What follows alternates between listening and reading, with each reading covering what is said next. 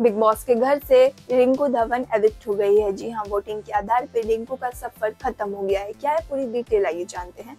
आपको बता दें कि इससे पहले की वीडियो में मैंने आपसे बताया था कि आयशा खान शो से बाहर हो गई है। हालांकि आयशा शो से बाहर जरूर गई है मेडिकल इमरजेंसी के चलते, लेकिन अभी भी उनका एविक्शन कंफर्म नहीं हुआ है। हो सकता है आयशा ठीक होने के बाद शो में दोबारा वापसी कर ले, लेकिन हाँ, खबरें तो डबल एविक्शन के भी आ रही थी। तो अभी आयशा तो ऑलरेडी गई ही है शो से बाहर, लेकिन अब ये अपडेट आ रहा है कि वोटिंग के आधार पर रिंकू धवन को सबसे कम वोट मिला और इस वजह से उनका सफर यही खत्म हो गया।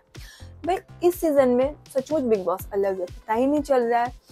हम पिछले सीजन में देखते थे कुछ भी सेलिब्रेशन का मौका होता था एविक्शन नहीं करते थे, चाहे वो दिवाली हो, क्रिसमस हो या फिर न्यू ईयर हो। लेकिन इस सीजन में क्रिसमस में भी एविक्शन हुआ, न्यू ईयर पे भी एविक्शन हुआ।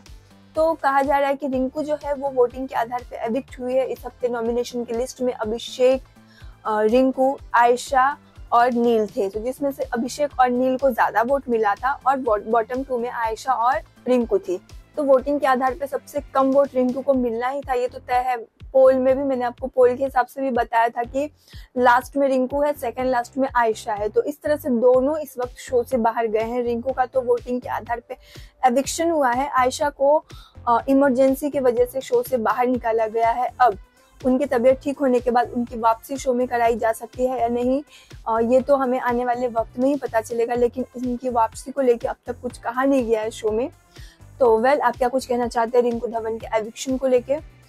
क्या है आपका रिएक्शन? क्या लगता है रिंकू का एविक्शन फेयर है या अनफेयर? कमेंट में बताएं और भी अपडेट्स के लिए सब्सक्राइब करें गपशप को।